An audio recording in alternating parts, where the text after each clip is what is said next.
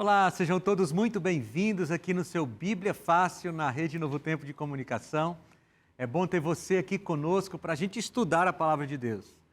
Nessa temporada, nós estamos aqui no segundo episódio desta nova temporada, que é a temporada sobre os 7 pecados capitais, né? Se você assistiu o programa anterior, você percebeu que eu expliquei um pouquinho que a gente pegou esse tema geral, que virou domínio público, né? Essa questão dos 7 pecados capitais, para a gente usar como tema gerador das nossas discussões ao longo dessa temporada. E nós vamos estudar hoje a respeito da soberba, o orgulho, quais são os prejuízos desse pecado, o que esse pecado pode gerar em nós e como é que a gente consegue se livrar deste que é um pecado tão perigoso. E para isso eu quero dar boas-vindas aos meus convidados. Sejam mais uma vez muito bem-vindos. Obrigado pelo tempo de vocês. Você de casa já deve ter acompanhado semana passada, né? Nós estamos na temporada com os influencers aqui. Então, cada um deles tem aí a sua área de influência nas redes sociais. Muito obrigado por terem vindo, por reservar esse tempo. Não foi fácil, mas é muito gratificante. Eu quero convidar você para a gente orar, para a gente começar o nosso estudo de hoje. Senhor, obrigado, porque o Senhor nos dá essa oportunidade e o privilégio de termos a Tua palavra em nossas mãos e de podermos abri-la com liberdade aqui no nosso país e podermos estudar a Tua palavra.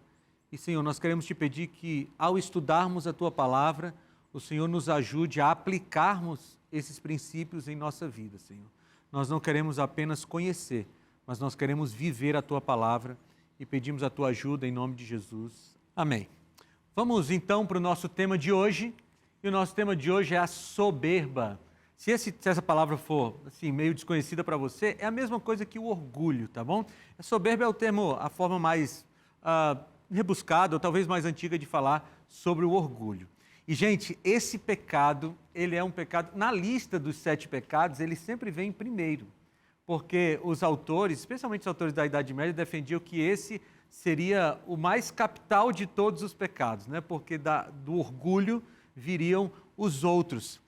O Chesterton, por exemplo, né, um escritor muito famoso, ele dizia assim: se eu tivesse apenas um sermão para pregar, seria um sermão contra a soberba. Porque esse sentimento de orgulho é um sentimento que dele derivam muitas coisas ruins, né? Como eu falei há algum tempo, acho que falei fora do ar, não sei, ou foi na chamada, nem lembro mais, mas a soberba, o orgulho, foi o pecado que gerou toda aquela rebelião em Satanás. A gente vai ver aqui 2 textos bíblicos sobre isso. O Eliot falava assim, grande parte da angústia do mundo é causada por pessoas que desejam ser importantes. Veja, há uma diferença entre você ser importante e você desejar ser importante. Porque quando você tem esse desejo, e geralmente esse desejo nunca é saciado, porque na natureza humana, parece que nós nunca somos importantes o suficiente. A gente sempre quer um pouquinho mais, a gente sempre quer aparecer mais, e esse é um detalhe que a gente precisa cuidar. E a soberba é um pecado de difícil detecção. Por quê? Porque às vezes a gente confunde soberba com autoestima. A soberba é um pecado miserável, tem que ser evitado, mas a autoestima, quando é bem controlada, quando está em equilíbrio, não. A autoestima é uma coisa necessária. Aliás, é bíblico você ter uma estima por você mesmo, porque Jesus falou, citando lá o Antigo Testamento, ele disse: ame a Deus sobre todas as coisas e ao próximo como a ti mesmo. Ou seja, quando a gente ama o próximo mais do que a nós mesmos, nós estamos quebrando o que a Bíblia diz, né? E uma vez eu lembro de uma pessoa que veio se aconselhar comigo de uma questão de relacionamento conjugal, ou era de noivado, não lembro mais, já faz um tempinho, e ela disse assim: pastor, mas eu amo, era um rapaz, né? Eu amo aquela moça mais do que eu amo a mim mesmo. Eu disse: então você está errando, filhinho, você está em pecado, porque a Bíblia diz para você amar o próximo só como você ama a si mesmo. Tá? Então, a autoestima é uma coisa boa, quando ela está equilibrada, né? A autoestima nem pode ser muito alta, nem pode ser muito baixa, você está em equilíbrio. Mas autoestima e soberba, às vezes, se confundem, porque a pessoa pode ser soberba e dizer assim: não, eu só tenho uma autoestima elevada. Então, realmente, é de difícil detecção. E não existe um gabarito assim, olha, se você fizer isso, isso, isso e isso, você é soberbo. Essa é uma coisa muito íntima. Aliás, o pecado, geralmente, ele é melhor detectado por quem comete do que por quem observa, né? Porque a gente não tem todos os elementos. Aliás, é muito perigoso a gente ficar tentando classificar o outro com um nível de pecaminosidade. Não, aquele ali é um grande pecador. Não, aquele ali é um pecador menor, porque a gente não tem, a gente não conhece o que está dentro da cabeça do outro, do coração do outro. Mas há essa possibilidade da gente confundir autoestima com soberba, por isso que é um pecado de difícil detecção. Eu li uma vez uma comparação da soberba com o balão. O balão, ele funciona com ar quente, né? Então você joga ar quente ali dentro daquela lona e quanto mais ar quente você coloca, mais o balão vai subindo. Aí, na leitura que eu fazia, o autor dizia assim, se você jogar muito ar quente, mais do que é necessário, ele vai tão alto que ele vai ter problema com os ventos e vai cair. Aí o autor dizia assim é o seu conceito sobre si mesmo. Se você joga demasiadamente essa autoestima, esse conceito sobre si mesmo, pode ser que você tenha problemas com ele, porque você vai tão alto que você vai cair. Aliás, esse é um conceito bíblico que eu vou já mostrar para vocês. Fala, Thiago. Pastor, tem algo que é comum a gente falar quando a gente fica feliz com a conquista de alguém, é estou orgulhoso de você, e às vezes você fica orgulhoso de si mesmo, porque você conquistou coisas que você não conquistava antes. Como saber a diferença de ser orgulhoso e estar orgulhoso? Eu entendo que quando a gente diz assim, eu estou orgulhoso de você, a gente está usando a palavra com uma conotação diferente do orgulho pecaminoso, né? Quando você diz assim, olha, eu já falei para meu filho várias vezes, eu estou orgulhoso de você, não é? Por quê? Você está dizendo assim, eu estou feliz com o que você fez. Então, o orgulho, eu trouxe até uma definição mais na frente ali, o orgulho, a soberba, ele é a sensação de que você é melhor que o outro. Talvez essa seja o ponto de definição. O orgulho é você achar que é melhor que o outro. Quando você diz, eu estou orgulhoso do que eu fiz, né? Eu consegui executar determinado processo, estou orgulhoso do que eu fiz. Bem, você precisa se perguntar, né? Bem, esse sentimento está me dizendo que eu sou melhor do que o outro que não fez? Ou eu só estou feliz comigo mesmo, né? Eu entendo que há essa diferença quando a gente trata desse tipo de coisa, né? Muito bem. A soberba, aqui uma definição. A soberba é uma atitude de arrogância, altivez e autossuficiência, que coloca o eu acima de Deus e dos outros. É o orgulho elevado ao extremo, onde o indivíduo se vê como superior aos outros e até mesmo independente de Deus. E eu acho que aqui tem outro ponto para a gente considerar. O orgulho, ele aponta para a gente mesmo. Então, eu fiz, eu consegui, eu adquiri os meus seguidores, eu faço o meu conteúdo, eu sou bom. E aquela pessoa que é boa no que faz, mas admite que é Deus quem a ajuda, ela se livra do orgulho. Veja, a humildade, às vezes a gente confunde, porque o orgulho, ele está ali em oposição à humildade, né? Às vezes a gente acha que humildade é você se desvalorizar. Alguém diz assim, nossa, como você é bonito. Não, sou nada e tal. Você não aceita elogio, né? A humildade é você saber que você faz bem alguma coisa, mas saber que você não faz bem alguma coisa por você mesmo. Você atribui a ajuda de Deus para você. Então, eu acho que esse ponto, ele nos ajuda a equilibrar o negócio. É você saber que você é um bom profissional, mas que você faz isso porque Deus está com você e Deus te ajuda. Pode falar, Duda. Pastor, uma vez eu vi uma frase legal, eu não lembro, em algum livro eu li, mas não lembro qual, né? Mas falando justamente isso, né? Que tem gente que acha que não pode receber elogio, não sou não, você é um homem de Deus, não sou não, né? E aí a escritora do livro, ela escreveu alguma coisa assim, eu recebo cada elogio como se fosse uma flor, e no final do dia eu entrego tudo num buquê para Deus. Cara, é isso. Né? Tipo, essa ideia, né? Aceitar, mas glorificar Ele e saber que sem Ele não daria, né? Cara, é isso, é você entender que todas as suas qualidades, que todos nós temos, cada um de nós faz alguma coisa, faz bem alguma coisa agora da vida. Não foi você que que não é porque você é capaz, é porque Deus te faz capaz. Isso nos ajuda a fugir um pouco do orgulho. Pode falar, Tiago. E muitas vezes as pessoas mascaram o orgulho com uma falsa humildade, né? Não sou isso não, mas na verdade ela está buscando que esses elogios aumentem. Por dentro o negócio está explodindo, né? O ar quente está subindo e a pessoa está indo para as alturas, né? Muito bem. Olha o que diz Provérbios 16, 18. Eu acho que esse texto é o texto clássico sobre a soberba na Bíblia. Diz assim: a soberba precede a destruição e a altivez do espírito precede a queda. Tem uma coisa nos provérbios, na literatura sapiencial da Bíblia, né? Falando de Jó, Salmos, Provérbios, Eclesiastes e Cantares. São os livros de sabedoria da Bíblia. O escritor, ele observava a vida e, inspirado por Deus, ele registrava aquilo que ele observava como uma verdade que acontece. Por exemplo, você lembra lá de Provérbios 22, 6? Ensina a criança no caminho que deve andar e ainda quando for velho não se desviará dele. Aí alguém vem e diz assim, mas eu ensinei o meu filho e ele se desviou e tal. Veja, os provérbios, a literatura sapiencial não são profecias incondicionais. São observações da vida que o autor fazia, inspirado por Deus, e registrava. Por isso que os provérbios, eles são assim, olha, na maior parte das vezes, quando você ensina a criança, ela não se desvia. É isso que ele está querendo dizer. Aqui, o autor, ele observou a vida e ele percebeu o seguinte, que uma pessoa que é soberba, uma pessoa que se enche de si mesma, geralmente ela está precedendo a sua queda. E olha que contradição, né? Porque geralmente quem se enche de si mesmo, quem é soberbo, está fazendo isso para ficar no alto. Mas a pessoa não percebe que quanto mais ela se enche de si mesma, mais ela está preparando a sua própria destruição. E aí eu quero dar alguns exemplos bíblicos para vocês aqui de soberba. E o primeiro deles, o mais clássico, é o exemplo de Lúcifer.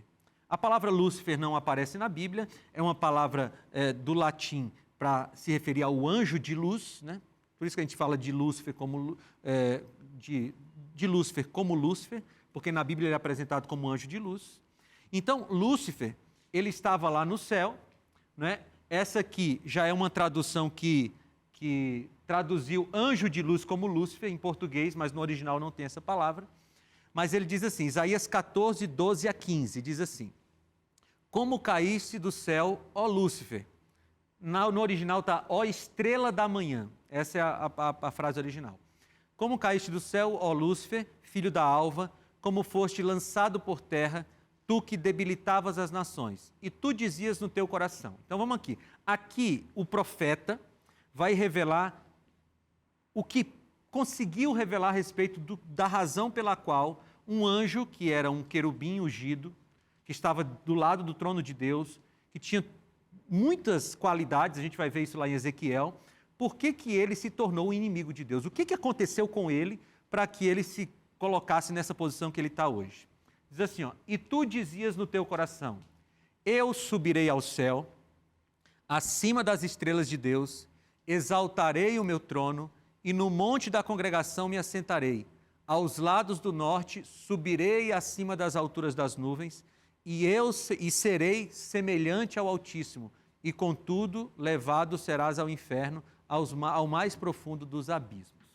Veja quantas vezes a palavrinha eu aparece aqui, ou explicitamente ou implicitamente. Ele diz assim, ó, eu subirei ao céu, eu exaltarei o meu trono, eu me assentarei na congregação, eu subirei acima das estrelas do céu, eu serei semelhante ao Altíssimo. Ou seja, o que foi que aconteceu com Lúcifer? A gente tem um texto de Ezequiel que nos ajuda a ampliar mais, mas até agora você percebe que o que tirou um anjo perfeito, que trabalhava do lado do trono de Deus, para transformá-lo na pior criatura que existe hoje no universo, foi se encher do eu. Gente, se tem uma coisa que pode tirar uma pessoa do céu, no caso de Lúcifer, literalmente, ou no nosso caso aqui, da oportunidade de um dia morar com Jesus no céu e depois na nova terra, é você se encher de si mesmo. Porque nós somos um recipiente que respeita as leis da física, né? Você sabe aquela lei da física que dois corpos não ocupam o mesmo lugar ao mesmo tempo, né? Eu só sei isso de física também, não me pergunte mais além disso, tá bom? Mas se você coloca você mesmo no recipiente da sua vida, Deus tem que sair. Se você coloca Deus, você tem que sair. E essa é a melhor configuração para a gente, né? Pastor, e quando a gente olha para os dias de hoje, né, como você falou, nesse mundo do virtual, das redes sociais, onde o que conta são os números de seguidores, onde você é medido por quantas curtidas tem em cada foto, a gente fala de uma linha muito tênue, né? Do perigo, né? o que é o meu, até onde eu estou me autopromovendo. Fala um pouco disso. Como é que hoje em dia, né, para quem está assistindo, para nós, para mim, como é que a gente pode, de repente, não sei se blindar é o termo certo, mas ter o cuidado, né, para não cair. O orgulho precede a queda, né? Lúcifer caiu pelo orgulho. E eu acho que e é algo que eu tento vencer todos os dias. O orgulho nossa, eu já mudei tanto, será que meu marido não enxerga que eu já mudei tanto? Olha a mulher que eu venho sendo, nossa, mas será que eu já estou tão diferente? O orgulho de achar que venceu o orgulho. Isso é muito sutil, isso, eu acho que é muito perigoso. Então, achar que não, eu já venci o orgulho, eu não tenho isso, eu já estou sendo orgulhosa. Vocês lidam com essa tentação todos os dias, né? Porque vocês naturalmente trabalham com audiência. E veja, a primeira coisa que eu queria falar é que não há pecado em trabalhar com audiência. Não há pecado em ser famoso, não há pecado em ter seguidores. Quando é que isso se torna perigoso? Aquilo que a gente falou no começo, quando você começa a achar que você é que está dando aquele resultado. Quando você não pega as florzinhas e no final dá o buquê para Deus. Entende? Então, Karina, eu acredito que sobre essa questão, a gente tem que fazer a mesma coisa que nós deveríamos fazer sobre todas as outras questões. Todos os dias entregar a vida a Jesus e dizer assim, Senhor, este é o meu ministério. E este é para a tua glória. Eu gosto demais de 1 Coríntios 10, 31. Talvez eu acho que esse pudesse ser o verso da vida do influencer, né? 1 Coríntios 10, 31 diz, portanto, quer comais, quer bebais, ou façais qualquer outra coisa, faça tudo para a glória de Deus.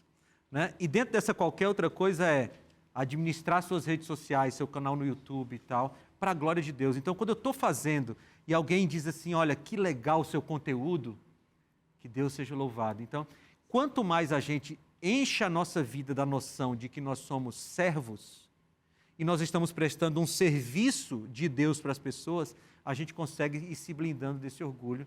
Mas eu acho que essa é uma oração diária, especialmente dos influencers, né? Pode falar, Dani. Pastor, isso é muito sério, porque quando eu me posicionei diante da rede social, tem 1 ano e meio que eu venho falando, ministrando a palavra do Senhor. Antes eu tenho até hoje, né? Onde que eu falo da minha área profissional, que eu sou nutricionista. E lá eu tinha 80 mil seguidores, né? Então ali era cheio da Dani, cheio do eu, cheio de soberba mesmo. E eu não tinha autopercepção desse orgulho que me cabia ali.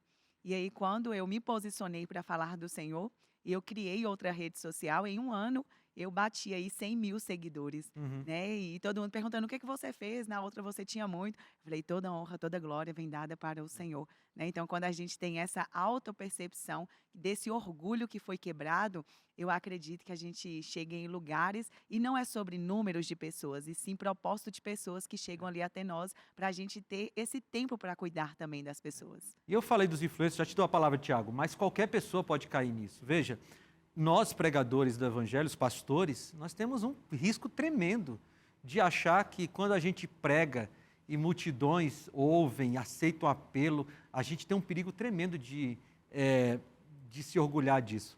Uma vez alguém me perguntou assim, porque de vez em quando eu faço um apelo aqui no Bíblia Fácil para a pessoa entregar a vida a Jesus ou qualquer outro propósito, e me perguntaram assim, mas você não tem medo de fazer um apelo para 5, 6, 7 pessoas e ninguém levantar? Aí eu disse, eu já tive esse medo. Até o dia que eu entendi que é o seguinte, é o Espírito Santo que convence as pessoas. Se eu fizer um apelo e ninguém levantar, é a pessoa com o Espírito. Se eu fizer um apelo e todo mundo levantar, não tem nada a ver comigo, é a pessoa com o Espírito. Então, a gente precisa entender isso para a gente não ser orgulhado, é entender que nós somos instrumentos. Instrumentos nas mãos de um artista. E esse artista é que tem que levar a glória, né? Eu lembro, pastor, que quando Deus começou a tratar muito isso no meu coração, eu fazia muitos conteúdos nas redes sociais, faço já há 5 anos, mas algumas vezes meus conteúdos viralizavam muito. E eu entrei numa fase de intimidade com Deus que eu estava compartilhando tantas coisas com as pessoas e o engajamento caiu muito, mas os comentários sobre pessoas sendo alcançadas era muito maior. Uhum. Sendo que na minha cabeça, na época, era, meu Deus, por que eu não estou alcançando mais tantas pessoas como antes? E eu começou a vir um desejo de desistir da obra do Senhor, mesmo quando os vídeos estavam viralizando, não tinha tanta gente sendo alcançada quanto os vídeos menores. E aí o Espírito Santo deu um freio no meu coração e falou, onde está realmente a sua intencionalidade? Aonde está o seu coração? Cuidado para não desviar a atenção de Deus para os números, para que você, o seu trabalho, aquilo que você faz, você se esforçou tanto no conteúdo, e isso vale para todas as áreas, né? O quanto de pregadores a gente vê, o quanto de profissionais mesmo em tantas áreas que começam a se encher de si e se matar para poder continuar alcançando uma quantidade maior de pessoas e acaba perdendo a essência, né? Que quando você olha para os outros, em vez de olhar para Deus, você acaba querendo se tornar como os outros, em vez de se tornar a imagem e semelhança de Cristo, que foi pelo que a gente foi criado para ser. Deixa eu ver se eu encontro um texto bíblico aqui, que você me fez lembrar enquanto você falava. É esse aqui, ó. 1 Samuel, capítulo 2, versículo 30. Porque, quando você falava, a gente corre o risco de ir para o outro lado. Nós, seres humanos, somos naturalmente desequilibrados. A gente sempre está pendendo para um extremo. Então, assim, olha, então alguém está pensando ali, a partir da nossa discussão, ali em casa, então ter muitos seguidores, ter conteúdo que viraliza, isso é ruim, é mal. Não, calma. Veja, 1 Samuel, capítulo 2, versículo 30. Olha o que Jesus diz, o que o profeta escreveu inspirado pelo Espírito Santo. Portanto, o Senhor, o Deus de Israel, diz, na verdade eu prometi que a sua casa e a casa do seu pai andariam diante de mim para sempre. Mas agora o Senhor diz, longe de mim tal coisa, porque honrarei aqueles que me honram, porém desprezarei aos que me desprezam. Então veja, é bíblico que quando a gente honra a Deus, Ele nos honra. Então, veja, o trabalho de vocês, ou o seu trabalho, o meu trabalho, qual é a primeira preocupação para a gente fugir da soberba? Eu estou fazendo isso para honrar o nome de Deus. E aí o resultado é com Ele. Ele honra aos que o honram, é uma promessa da Bíblia, sabe? Então, pode falar, Duda. Eu acho que essa questão do orgulho, ela é complicada, porque eu acho que ela é um dos pecados que se manifesta de mais formas diferentes que existe. O rico pode ser orgulhoso, o pobre pode ser orgulhoso, o crente, o não crente, de muitas, tipo assim, gula. Já tá claro o que é gula, é ali o cara que come e não se controla. Agora, orgulho tem muitas formas. Muito sutil, né, cara? E não tem como, né, é aquela frase, né?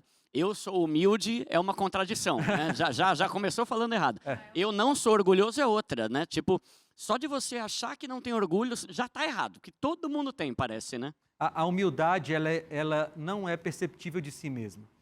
Na hora que você se percebe humilde, você, opa, o negócio está começando a ficar difícil. Ariane? Pastor, e é muito difícil você se reconhecer como orgulhoso. Demais. É extremamente difícil. Até mesmo você dirigindo um carro simples e você consegue desviar de um animal. Aí você diz, eu sou muito massa, porque eu consegui, eu sou o piloto, porque eu consegui desviar. Ninguém consegue, só eu consegui com minha habilidade. É não reconhecer que tudo vem do Pai, né? Sabe o que eu tenho pedido para mim sempre? Eu tenho pedido para o Espírito Santo falar comigo. Porque Ele é o único que nos convence do pecado, da justiça e do juízo, João 16. Então, é difícil, Duda, é difícil, Ariane. Mas se o Espírito Santo, se a gente estiver em conexão com Ele, Ele vai dizer, opa, cuidado, está passando do limite. É a única solução que a gente tem, né? Então aqui, ó, Satanás, ele se encheu de si. Agora nós vamos ler Ezequiel 28, que é o outro texto da Bíblia que fala sobre Satanás, ou sobre como aconteceu aquele primeiro pecado lá perto do trono de Deus. Ezequiel 28, 12 e 13, diz assim, Filho do homem, levanta uma lamentação contra o rei de Tiro e diz-lhe, assim diz o Senhor, tu és o sinete da perfeição. Tá? Veja, só fazer uma diferenciação aqui, para explicar para os nossos amigos também, as profecias, elas têm, algumas vezes, as profecias clássicas, elas têm algumas vezes uma aplicação imediata e uma aplicação profética, tá? Aqui, você tem uma aplicação imediata para o rei de Tiro, era uma advertência contra ele, mas as próximas palavras, você percebe que não conseguem ser aplicadas ao rei de Tiro. Ele só pode ser aplicado a um ser superior. Então, é uma aplicação de dupla, é uma profecia de dupla aplicação. A gente chama assim em teologia, tá? Então, olha cá, olha aqui. Tu és o sinete da perfeição, cheio de sabedoria e formosura. Estavas no Éden, jardim de Deus, de todas as pedras preciosas te cobrias, o sárdio, o topázio, o diamante, o berilo, o ônix, o jaspe, a safira, o carbúnculo, a esmeralda. De ouro se te fizeram os engastes e os ornamentos. No dia em que foste criado, foram eles preparados. Aí continua, 14:15. Tu eras querubim da guarda ungido e te estabeleci. Permanecias no monte santo de Deus, no brilho das pedras andavas. Perfeito eras nos teus caminhos, desde o dia em que foste criado, até que se achou iniquidade em ti. Então veja, quem era o Lúcifer? Era um anjo maravilhoso, lindo, cheio de pedras preciosas, de qualidades, cheio de dons. Ele era muito bonito. Veja a descrição que se faz dele. E quando foi que isso começou a ser um problema?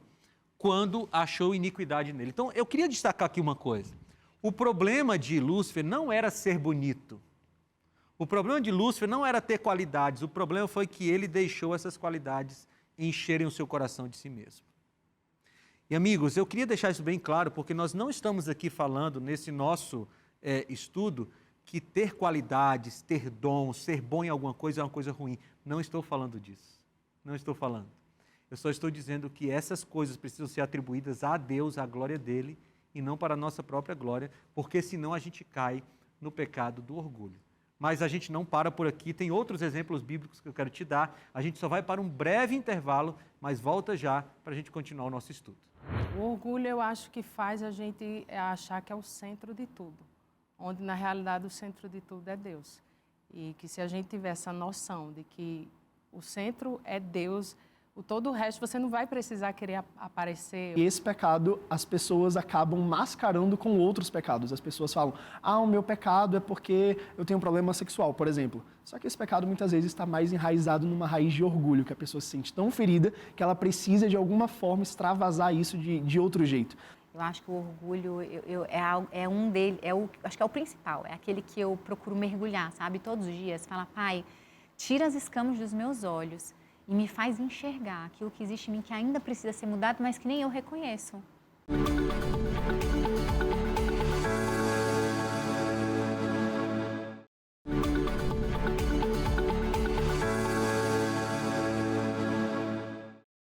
Estamos de volta com o segundo bloco desse episódio do Bíblia Fácil, que estamos falando sobre o orgulho e como ele é perigoso para nós. Mas não é só o orgulho que é perigoso, qualquer pecado é um perigo para a nossa salvação. E eu quero te oferecer a revista Esperança, esse fascículo que fala sobre a cura do pecado. Aqui você vai ter um guia para te ajudar a estudar a Bíblia, né? Aqui tem perguntas, textos bíblicos com as indicações das respostas, comentários do pastor Rafael Rossi, que é o apresentador do Arena do Futuro, né? Foi ele que escreveu. E aqui você vai ter uma ajuda para você se aprofundar nesse tema do pecado. Não apenas como surgiu o pecado, mas também como Deus resolve o pecado no nosso coração e do ponto de vista cósmico. Deixa eu mostrar para vocês aqui nessa câmera mais próximo. Esse guia de estudos vai para a sua casa sem custo algum. Aqui na Escola Bíblica da Novo Tempo, aqui na Novo Tempo como um todo, nós enviamos a revista Esperança para você, graças aos Anjos da Esperança. Esse pessoal que contribui financeiramente com a Novo Tempo, e graças a eles nós conseguimos produzir, imprimir e enviar mais ou menos 1000 desses guias de estudo, dessas revistas, para a casa das pessoas. Então você pode pedir o seu e a gente vai mandar sem custo algum.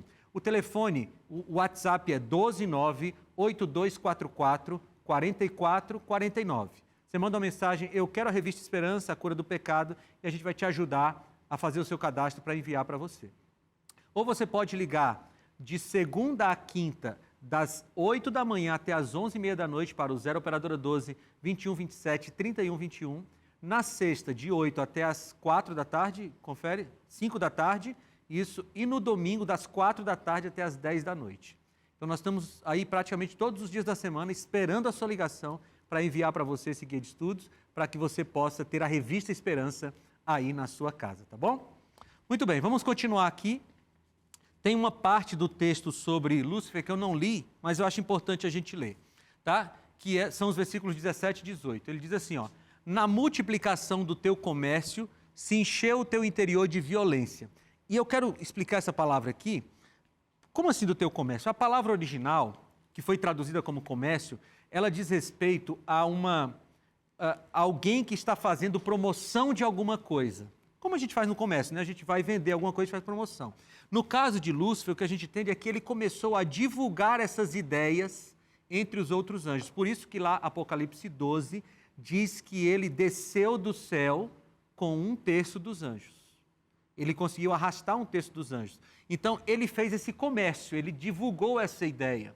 Tá? Se encheu o teu interior de violência e pecaste, pelo que te lançarei profanado fora do monte de Deus e te farei perecer, ó querubim da guarda, em meio ao brilho das pedras.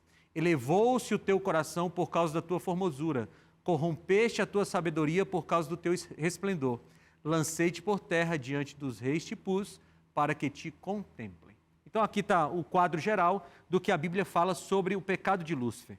Então, o que a gente consegue entender desses textos é que o pecado originador de tudo foi a soberba.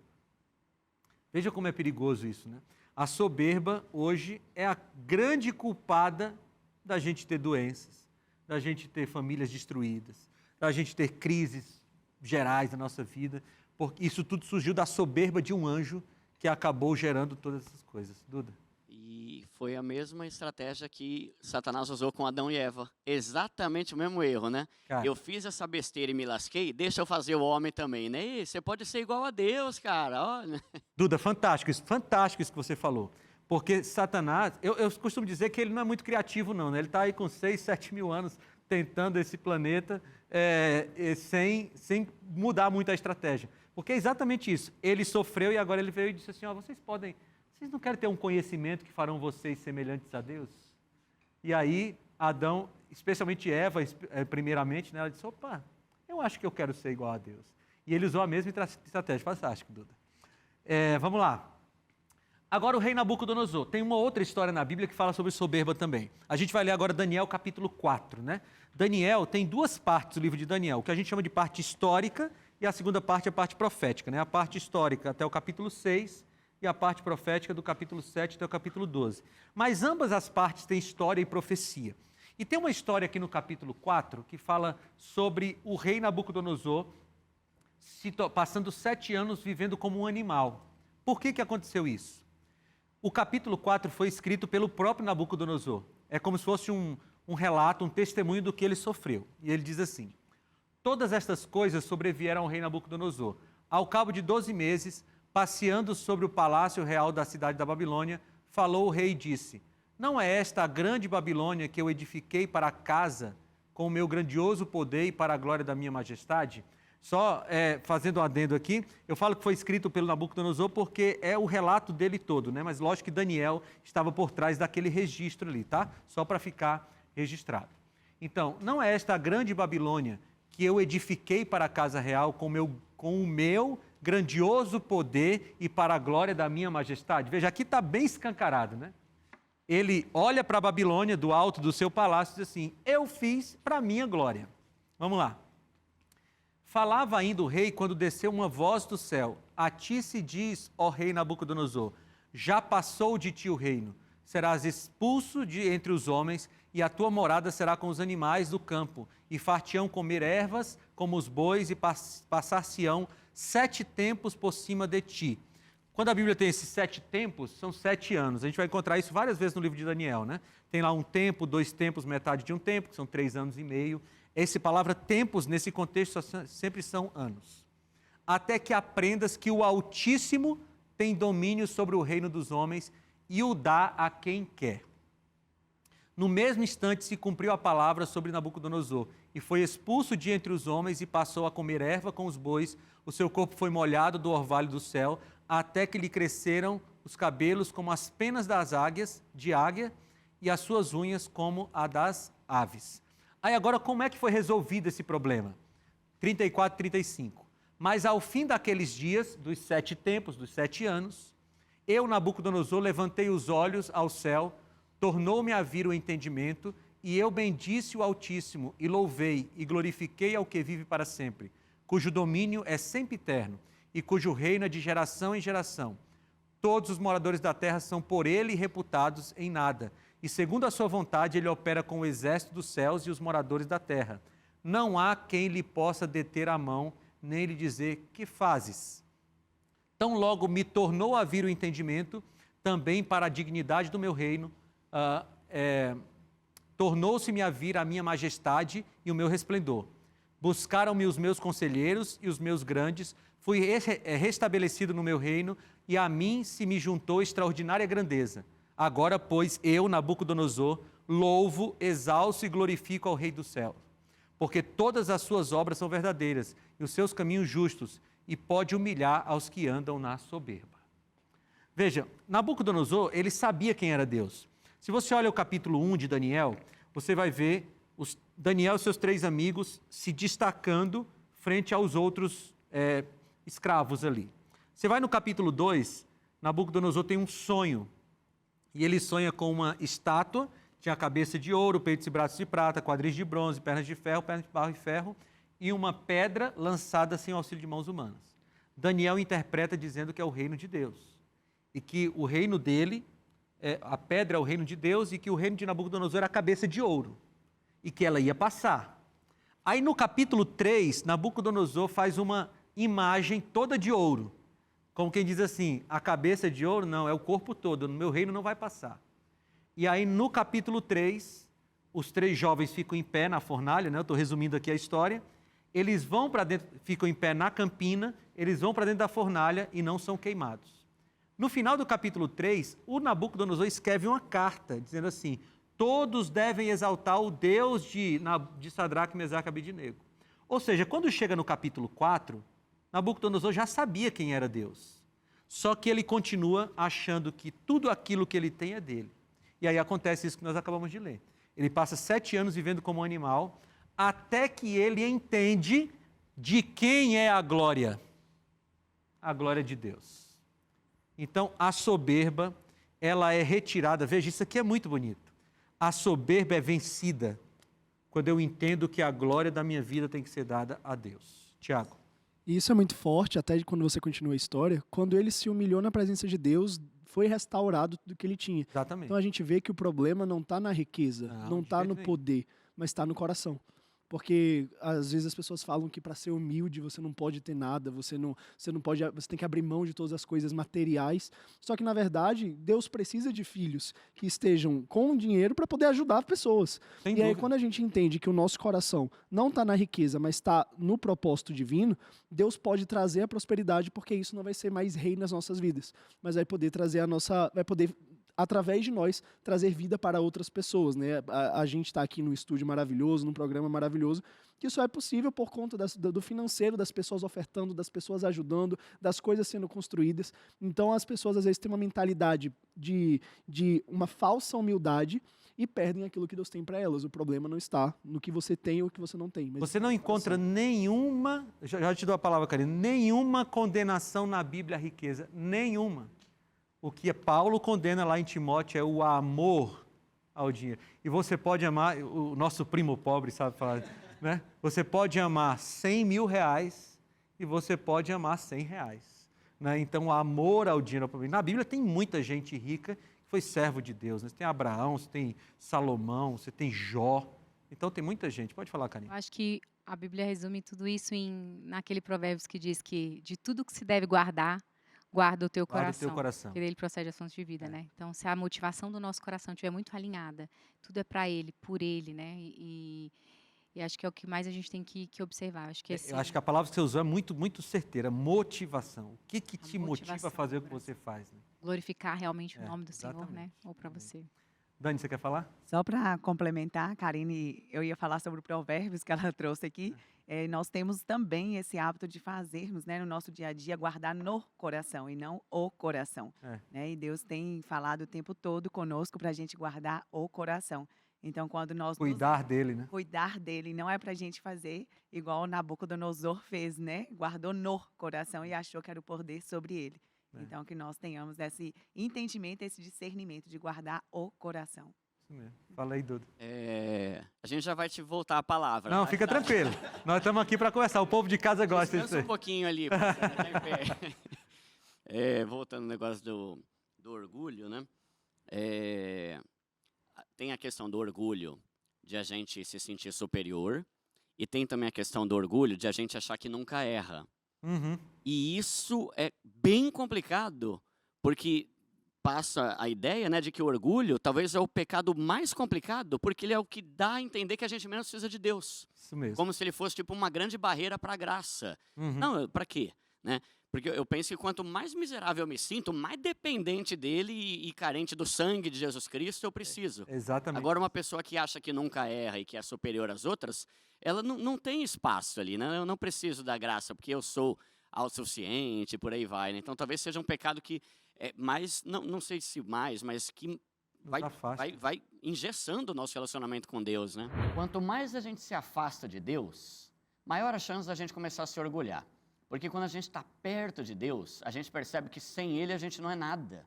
A Bíblia fala, né, que sem mim nada podeis fazer. Né? Então, o orgulho é aquela tendência que você tem de se comparar com os outros e achar que é melhor, começar a julgar os outros pelos pecados deles, como se os pecados deles fossem piores do que os nossos, mas principalmente a ideia de que eu não preciso tanto de Deus, eu não sou tão ruim assim. Esse, para mim, eu acho que é o maior perigo da questão do orgulho.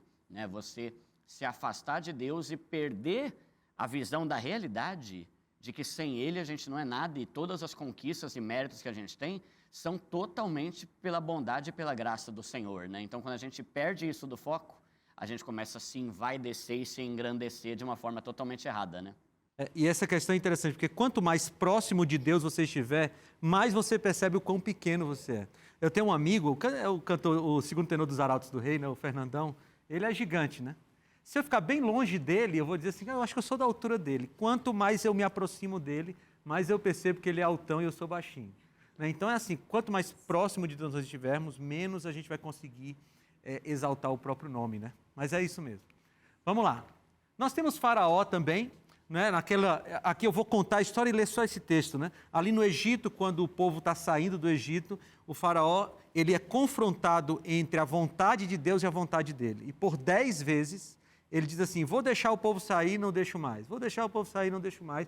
Porque ele queria exaltar o próprio nome. Até o dia que chega a praga da morte dos primogênitos, ele perde o próprio filho. E aí ele deixa o povo sair e depois ele se orgulha de novo e vai atrás do povo. E acontece aquela passagem do Mar Vermelho.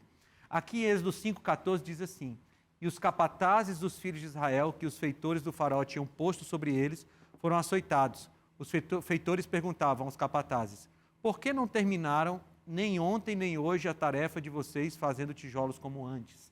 O rei tinha mandado eles fazerem mais tijolos com menos matéria-prima.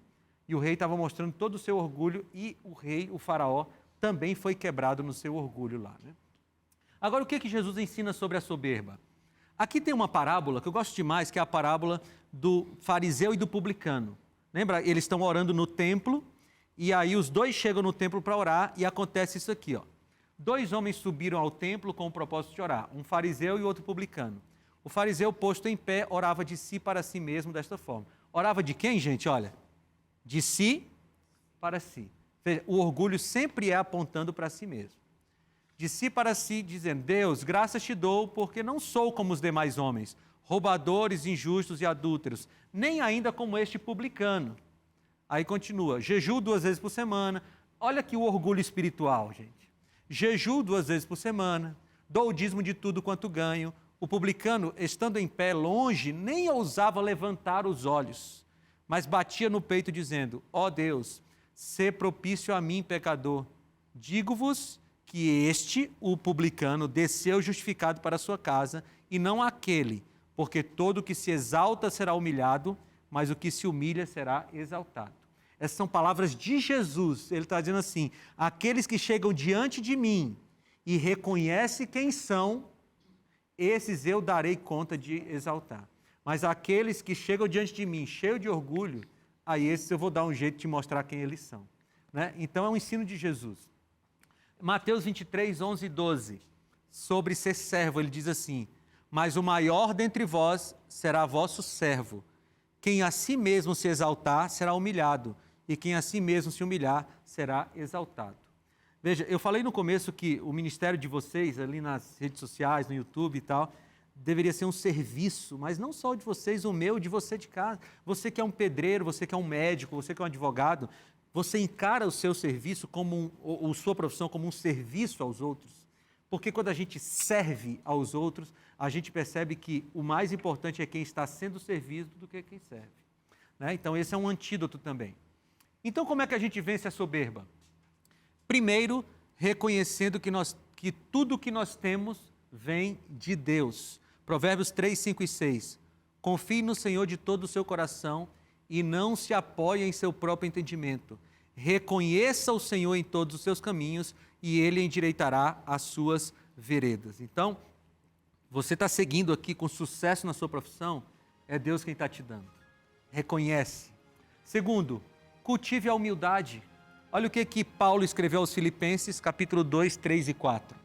Nada façam por ambição egoísta ou vaidade, mas humildemente considerem os outros superiores a si mesmo. Cada um cuide não somente dos seus interesses, mas também dos interesses dos outros.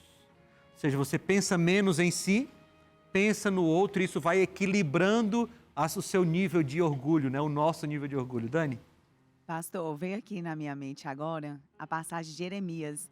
O senhor acha, na sua concepção, que Jeremias ele teve um pouco de orgulho para Deus fazer o que fez com ele? Olha, todos nós temos orgulho, né? Mas no caso de Jeremias, é o que a gente chama de ações parabólicas. Essa é a palavra da teologia. Jeremias, ele foi um profeta que sofreu muito porque ele estava representando o que o povo estava passando, né? Então, logicamente, Jeremias tinha um pouco de orgulho no coração, como todos nós temos. Mas a vida de Jeremias foi sofrida porque ele era uma espécie de representante do que o povo estava passando porque tinha abandonado a Deus, né? Mas, gente, eu não quero deixar de ler esse texto, Mateus 11, 28 e 29. Porque a gente falou aqui de vários antídotos para a soberba, né, para o orgulho, mas qual é o maior deles? O grande antídoto, Mateus 11, 28 e 29 diz assim: Vinde a mim todos os que estáis cansados e sobrecarregados, e eu vos aliviarei. Tomai sobre vós o meu jugo e aprendei de mim, porque sou manso e humilde de coração, e achareis descanso para vossas almas. Ele diz assim: aprendei de mim, porque sou manso e humilde de coração. E aí essa frase aqui é para a gente terminar. Frase de um teólogo que eu gosto muito, Amin Rodô. Ele diz assim: vasos grandes não transbordam. Gente, no dia que eu ouvi isso do pastor Amin, eu parei para pensar assim: Jesus, é isso. Quanto mais nós achamos que nós somos grandes, menos possibilidades nós temos de transbordar do Espírito. Sabe quando é que a gente se livra do orgulho? Quando o Espírito enche a gente. Porque quando o Espírito nos enche, o nosso eu se esvazia. Eu queria que você guardasse essa frase: vasos grandes não transbordam.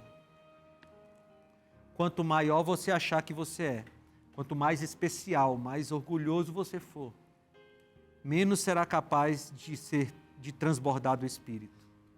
E se a gente não transbordar do Espírito, nós estaremos distantes da salvação que Jesus quer nos oferecer. Talvez você não saiba muito o que fazer com o seu sentimento de orgulho. Então eu vou te dar uma dica. Aprenda de Jesus, porque Jesus é tudo.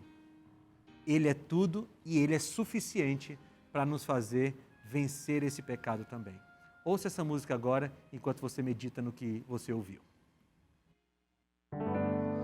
És o noivo que estou a esperar, com a minha luz vou te aguardar. É semeador que está a semear, que teu fruto venha em mim brotar. Tu és tudo para mim, tu és tudo para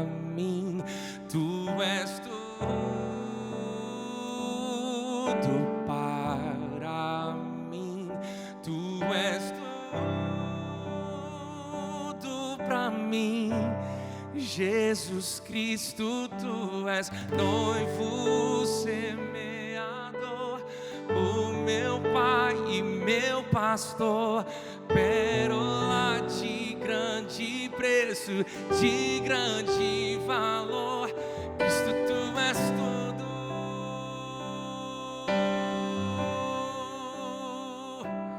Cristo, tu és tudo.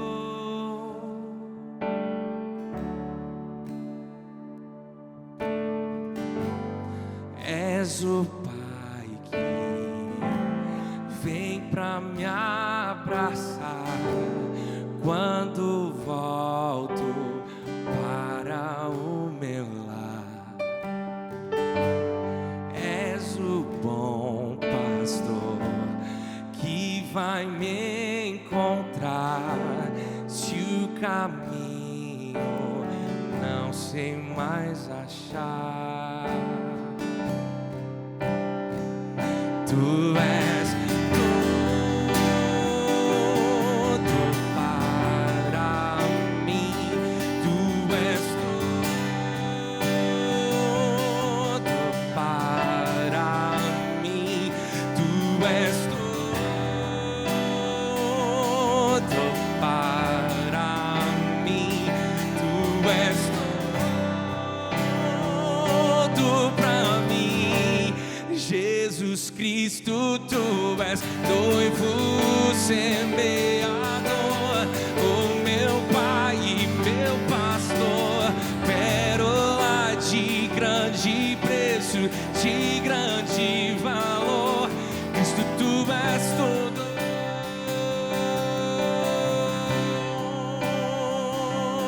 Cristo, tu és tudo. Sim, Cristo, tu és tudo, tudo, tudo.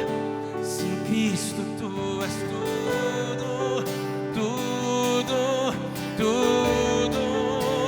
Sim, tu és tudo, tudo, tudo. Sim, tu és tudo, tudo, tudo. Jesus Cristo, tu és noivo semeador, o meu Pai, pérola de grande preço, de grande valor. Cristo, tu és tudo. Cristo, tu és tudo. Jesus Cristo, tu és noivo semeador, o meu Pai, pérola de grande preço, de grande valor. Cristo, tu és tudo. Cristo, tu és tudo. Sim, Cristo, tu és tudo, tudo, tudo. Sim, Cristo, tu és tudo, tudo, tudo. Sim, tu és tudo.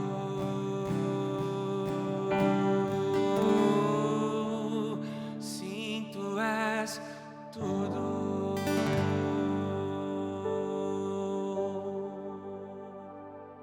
Obrigado, Daniel. Deus iluminou você para escrever essa música. Gosto demais dela. Porque olha, a solução para esse pecado da soberba e para qualquer outro tem um nome. E o nome é Jesus Cristo. O contato com Jesus, a intimidade com Jesus é a solução para a gente deixar de pensar que nós somos mais do que nós somos e atribuir a glória a Ele. Porque foi Ele que morreu na cruz no nosso lugar. Foi Ele que nos trouxe salvação. Ele que é o noivo, Ele que é o semeador. Ele é que é o nosso Salvador. Jesus é tudo. E se a gente entender isso, nunca mais a gente vai cair na cilada do orgulho. Porque a gente vai dizer assim, olha, é Ele. é por Ele, para Ele, para sempre. E aí, que tal você viver assim? Viver com Jesus Cristo como sendo tudo na tua vida. E aquele que enche o teu coração, de tal forma que não tem espaço para nenhum pecado. Só tem espaço para Cristo na tua vida. Vamos viver assim? É assim que a gente vive feliz. Vamos orar? Senhor, obrigado, Pai, por falar conosco. Obrigado por Cristo Jesus, que preenche a nossa vida de tal forma que o pecado não prevalece mais sobre a nossa vida, Senhor.